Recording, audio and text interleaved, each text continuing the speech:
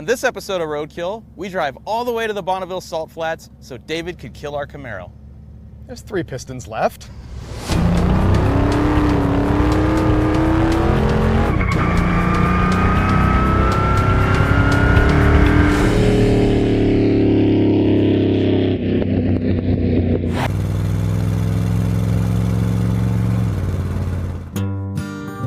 On the last episode, we bought this 73 Chevy ramp truck for $3,500 to haul our race car to Bonneville. It's also completely untested and unproven, and we've got to use it to drive 650 miles with a race car on the back. Top speed racing is kind of the thing these days. It's popped up all over. You see stuff going on in standing mile events in several states. But the granddaddy, the biggie, is Speed Week at the Bonneville Salt Flats. And as a matter of fact, in 1949, Hot Rod Magazine helped this event start at the Bonneville Salt Flats. It was the first time hot rodders had run there. To me, it's really got a lot of history, and it's my passion. It's the racing that I like to do. We've run this 81 Camaro there since 2004.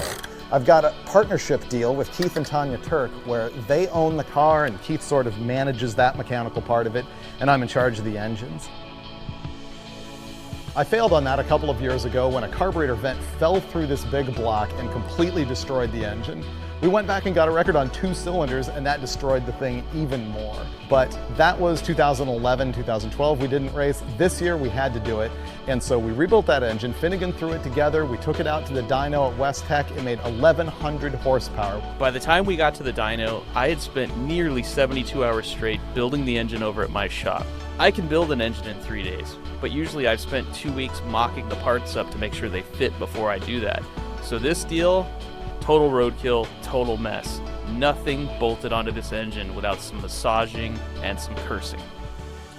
What we've got here is a big block Chevy. It's 489 cubic inches, which is a 454 with a 1/4 inch stroke in it. The big deal is the Vortex supercharger, which is making 10 pounds of boost, and I'm blowing through a carburetor, which is a little bit unconventional, but the thing is, in the classic category that I'm racing in, you have to have a carburetor, and so this is what I've chosen to do. People also ask, where's your intercooler? The atomization of the gas coming out of the boosters actually pulls heat out of the air, and so you drop 100 degrees across the carburetor. 200 degrees in is 100 degrees out. All this room to carry everything you need to go racing. Doesn't get any better than this. Sure, it's old and scraped up and whatever, but it's got character. Even if it doesn't get us there, it's got character. This is our first attempt at putting this car on the ramp truck, and it's not looking like it's going to go very well. Go this way. Is it already hitting something? See, now stop. Turn it this way. Okay.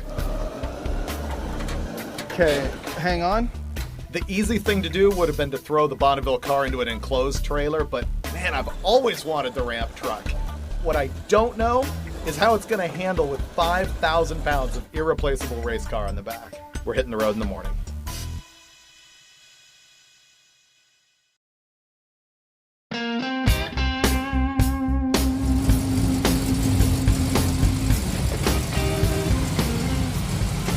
Good over here. Let's go to Utah again. It's only been 2 days. I kind of missed the place. Because compared to some of the other pieces of crap we've driven long distance, this is like being in a limousine. I don't know why the air conditioning isn't on right now. You want to indulge yourself in all the luxuries right away? Radio, air conditioning, windows that go all the way up. We might need the air conditioning before it overheats. We might as well enjoy it now. We'll just get it warmed up right away? Yeah. All right, here we go. Ah. Just feel the pleasure coming out of the dash. 1973 GM Air. I don't know if I should say this out loud, but I'm actually cold now. I am too. It's completely not right. I'm going to turn down the pleasurizer here. I didn't want to admit it. I'm glad you went there. That's some good air conditioning. Maybe it's really not that cold. We're just not used to having air conditioning. So it feels really cold. 60 feels like this is where this thing wants to go. Yep. Not quite the speed limit, but faster than you're able to legally go with a trailer behind you, and that's all I care about. What I don't understand is the complete lack of drive shaft vibration. Well, it's stock. Nobody's lowered the thing. I know. I'm not used to that. Oh, look. Factory printout of when this thing was purchased. This came from Oregon. Does it say who bought it? Try to find the guy. Sold to Cheryl's Mazda. This was a Mazda dealership truck.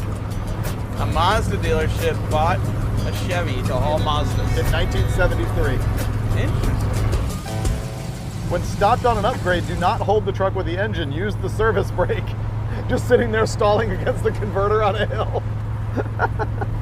Caution, do not accelerate the engine more than 10 seconds while holding the vehicle with the brakes. They thought we were gonna go drag racing it, I guess. I don't like these rules. The first 120 miles were pretty good, but as we left flat ground and approached the mountains, things began to get interesting, by which I mean slow. So right now we're going 50 because I'm at part throttle on flat ground. The moment we hit a hill, we're done. If I give it throttle, it surges and wants to shut off.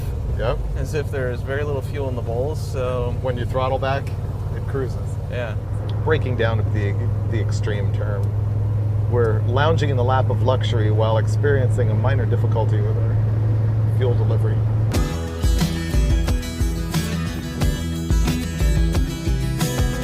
Please don't go disco inferno right now on the hill. I know we got a stereo, I know we got air conditioning, I know we're spoiled.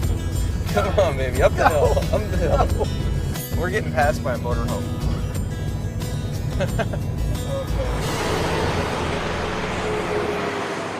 Thing is surging because it's starved for gas. It either needs a fuel pump or the fuel filter's clogged.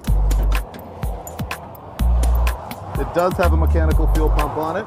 It's got 2 gas tanks, and it's got a switching valve here from one tank to the other, and this is an electric pump, but I don't think it's running. Okay, it's on. Not working. Wait, stop. Shut it off. So the fuel's getting to here. There's a chance this filter's clogged. That looks clogged. That's the problem. We need a piece of hose. Bypass it. Yep. That'll work. That'll work. We're stealing a piece of vacuum line from the engine. Now I need to find a bolt to punch into the vacuum line to keep from having a vacuum leak. Is there any random bolts laying in the cockpit of the Camaro?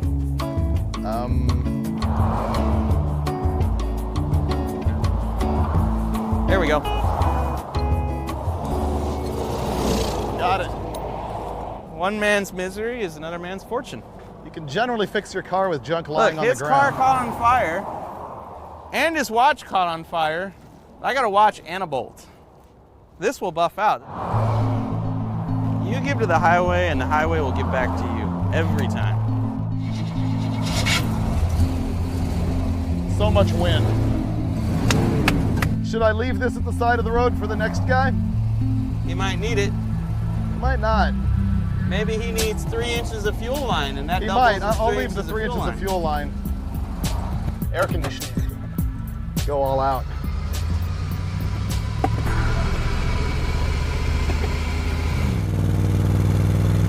We got the Ram truck up and running again and rolled down into Baker, California and wrenched on the thing a little bit more.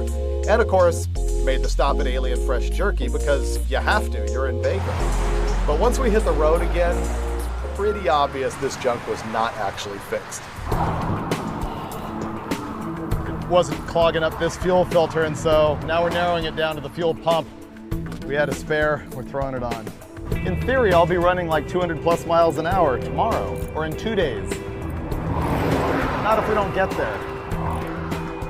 You get comfortable working at the side of the highway with semis whizzing past, because you know, none of those guys have been awake for 48 hours. What semis? After putting in the new fuel pump, I went under the truck to check for other leaks from both gas tanks. And that's when a piece of rust fell in my eye. It was far from the first time that's happened, so at first I just brushed it off, but as we hit the road, my eye continued to get worse, and that meant our next stop was to our local urgent care.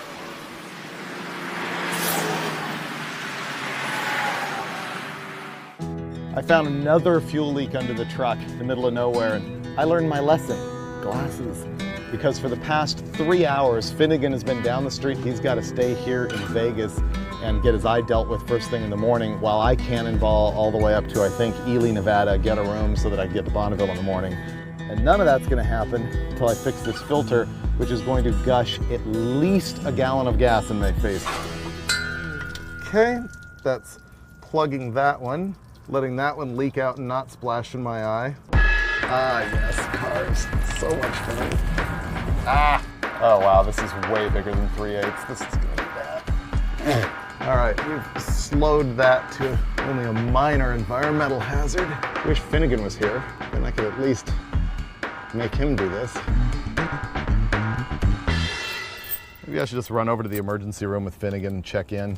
Have a nice night's sleep there. Oh yeah, it just died. Headlight's not working. Key not working. This is another new problem I'm not sure that we've mentioned yet.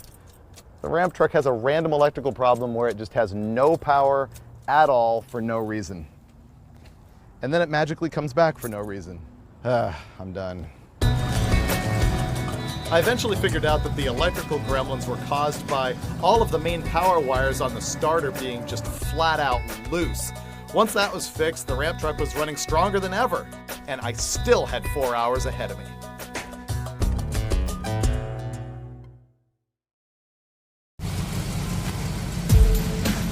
The Turks have shown up here today, who are my partners on the race car. They brought our actual race trailer with us so that we have all our equipment and everything. I just slept 3 hours. How about you? We got 4. Ramp truck's good. It's really, really cool. It's really, really good. Today is Friday. There have been people out on the salt flats for a couple weeks dragging all the courses, making them smooth. It's entirely run by volunteers. And the other thing that they do is set up the pits and the tech inspection lanes. We're pretty far behind schedule, but I hope we can get there in time to set up our pits and get the car safety inspected.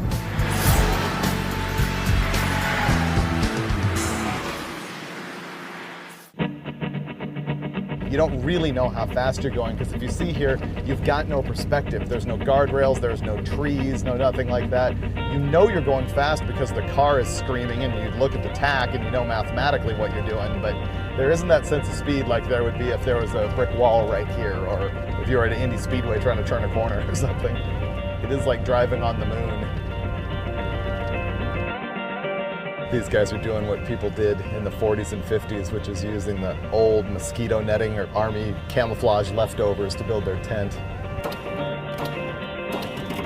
At this point, the car still had not fired up for the first time this year, and there was a ton of work left to be done. But the Ramp truck had done good, and Finnegan was finally en route, and there was a week of racing ahead of us, in theory.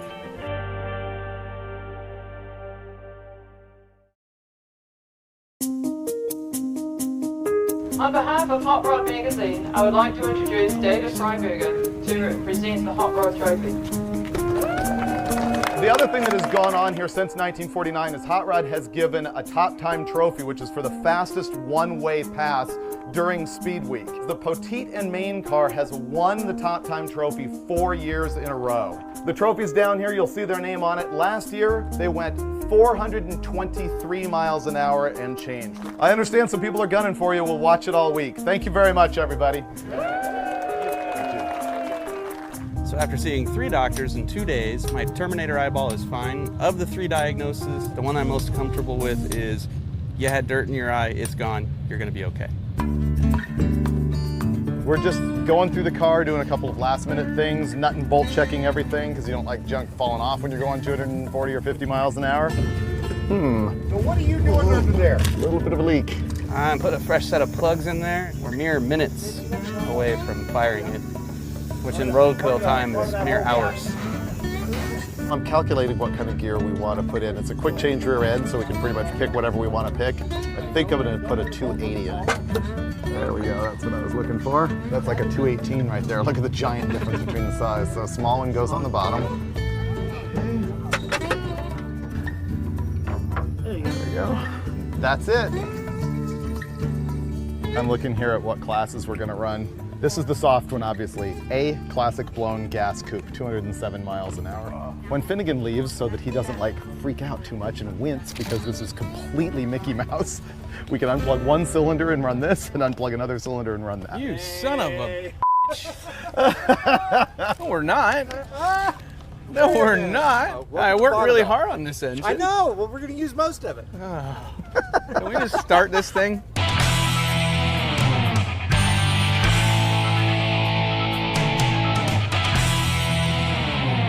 Can we get this further off?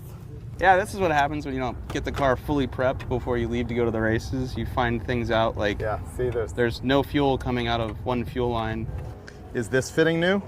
Like not used on the dyno? I didn't plumb it, I don't know. Plug in the flow bowl. That was a Mike Finnegan prevents the engine from blowing up on the first pass catch right there. I get to stay. The dyno shop put the plug in the float bowl to keep dirt out of it, and of course, we didn't look for it when we attached both fuel lines. Starting the car up for the first time, this is a big moment right here. Car is sat for a couple of years, built an engine in 3 days. Let's go racing. Cranking first. No oil pressure yet.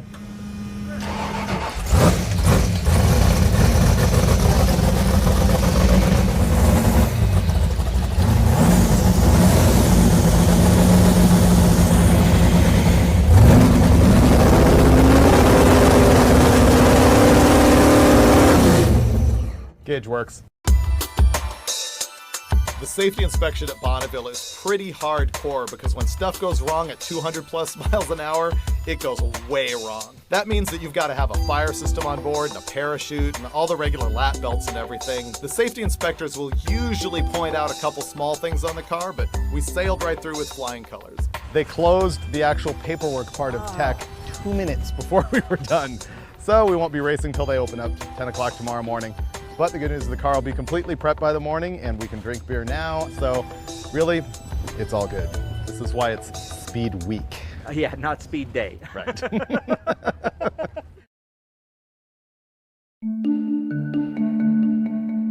Now it's Sunday morning, our third day on the Salt. We finally got our act together, ready to race. Even though it's the fastest place on earth, things happen kind of slow. We are going to roll up, put in the spec gasoline for the class that we're running, and then hit the starting line, and we should get a run in early this morning before it turns to be 100 degrees. The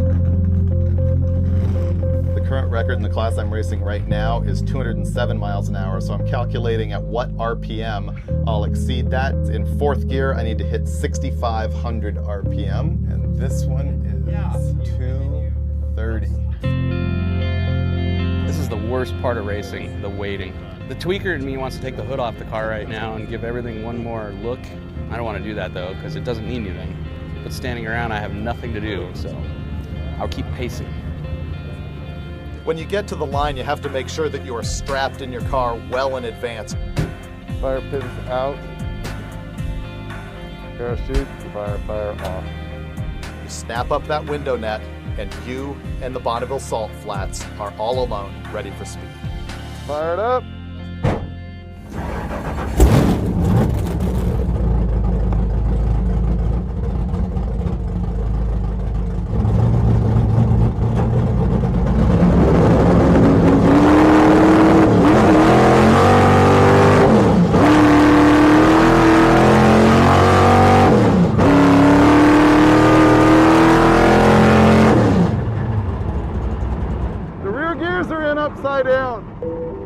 Our first run was a complete waste of time. I didn't even make it out of second gear before I realized something was way wrong. We had put the gears in upside down in the quick change. Big gear is supposed to go on the bottom and the little one on the top. So the small one goes on the bottom. However, last year when we ran the car, 2 years ago, when we blew up the motor and we set that record on 2 cylinders, we need like a 7-to-1 gear ratio. So we flipped the gears. That was an attempt at like a 6-to-1 gear ratio, which doesn't work very well. So now we are correcting that and giving me the ability to once again run 200 plus miles an hour.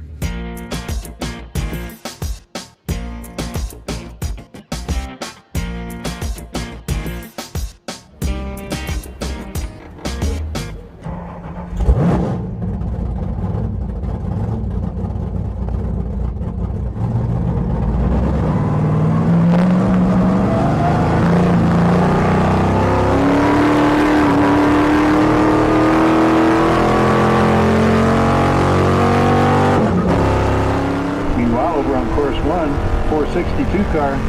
He's flying.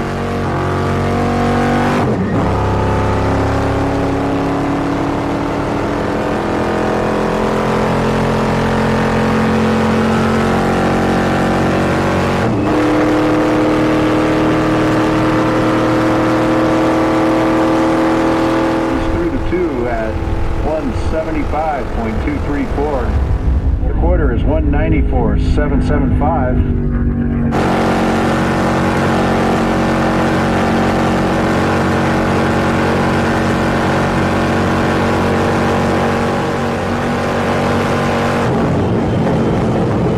Shoot is out as he passes the 3 at 200.599. It was a mess. I couldn't get on it early. I short shifted it to try and make it hook up, but it's just doing this the whole way.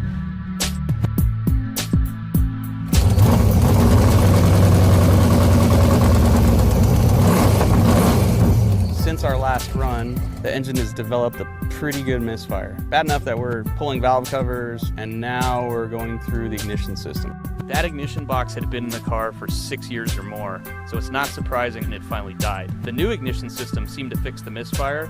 We had one more run left of the day.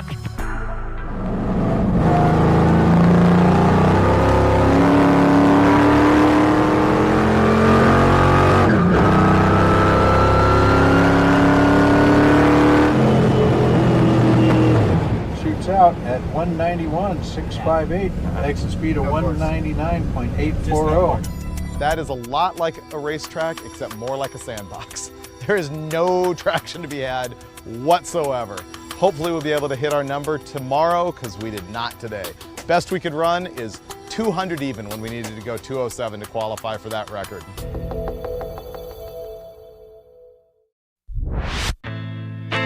We didn't want to drive around the ramp truck on the salt because the salt will destroy this thing. It'll rust immediately. So we've been borrowing our neighbor's truck for the past 2 days. We're in a pretty good time crunch right now, so we can't really wait around to borrow somebody's truck. So we're making a push bar for the front of our truck out of an old tire and some plywood and some ratchet straps.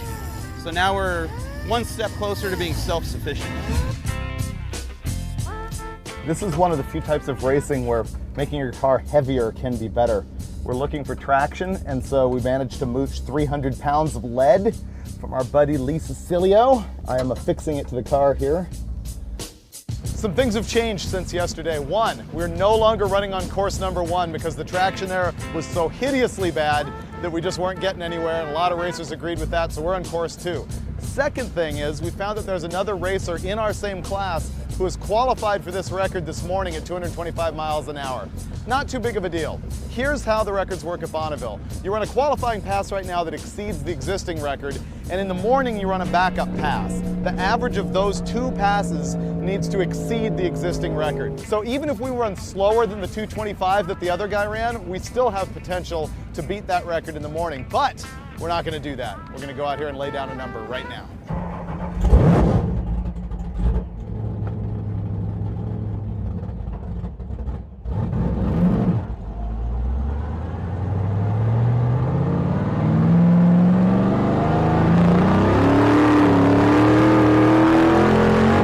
This is car 462 over on course 2. So while racing, this is the David Freiburger, Tanya, and Keith Kirk machine.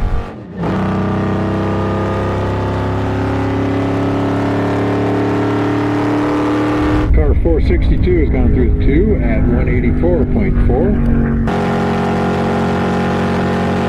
3/4 at 200.3.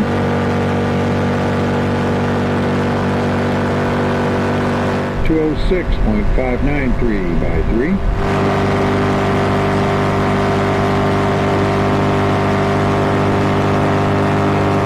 $217,640 mile 4.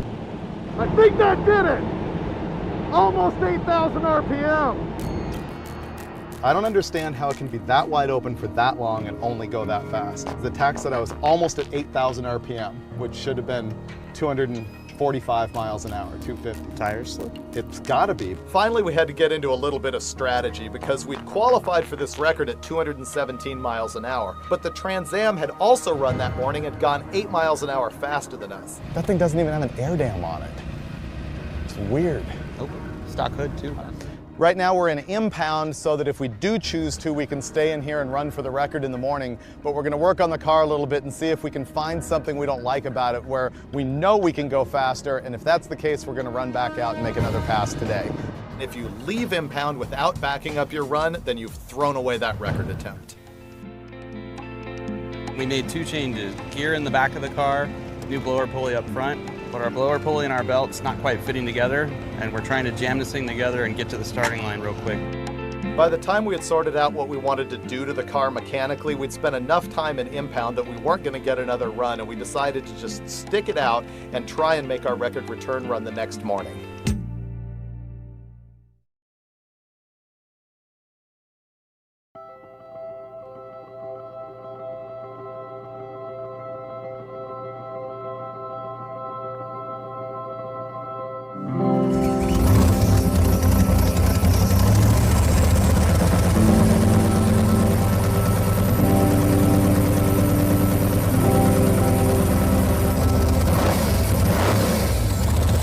Every morning at the Bonneville Salt Flats, the first thing that happens is record return runs.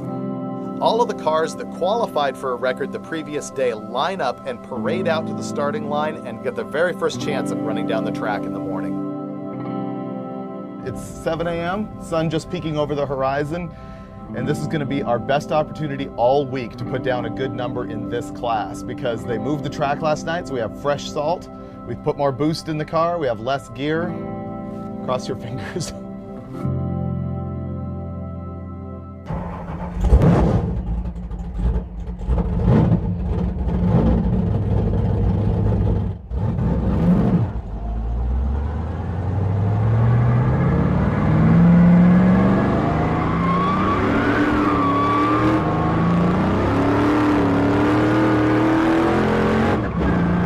Car 462 now underway on course 1.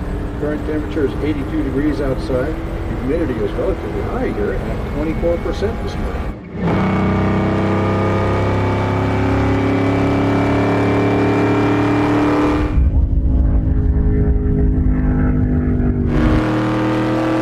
Came through 2 at 170, 649. Through the quarter at 188, 417. 190,924. By 4, shoots out, 185, 677. Motor's history. The bottom line is we stepped up the boost on this thing, I leaned it out, and it blew up. I should have smelled the oil. I should have felt the power going away. It was just all over. It would be easy to be depressed about what happened. All that hard work, all that money going into a car, and then we don't get a record. But let's be honest here. David just went 217 miles an hour in a super old Camaro with an engine that we built in 3 days. One year, we set 5 records in 5 days in 5 different classes. I have never left Speed Week without setting a record. That is until now. But you know what? I blame Roadkill. When I started working on it, it only went 200. It's kind of messed up. You're the guy from Roadkill, aren't you? Yeah, that's weird. I showed my mom the video of the van and all, and my mom heard the bad word, and she's like, no more watching. Back to your homework. Yeah, that's what my mom said. That wasn't me, that was the other guy. Wait, who? That guy over there. Right there. Oh, yeah, my mom's mad at him, not you. On an episode, they took a van and a wagon and just took them out to the desert and just bashed them. Yeah, who would care? It's a Prius. Bad. N-O. I hate Priuses. I want to stick old school with gas. My mom's not here. She doesn't talk about it now. She hates this event.